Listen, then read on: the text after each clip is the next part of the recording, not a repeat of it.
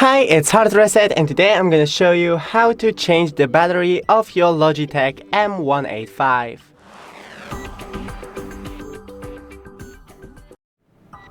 Take your mouse, flip it, and pull this lid off. Now here is the battery. Just take it out, grab the new battery, and here is plus and here is plus. So the battery will be like this. First put in the minus, push it, and that's it. You can put out the lid again, and that's it. Don't forget to leave a like and see you in the next one.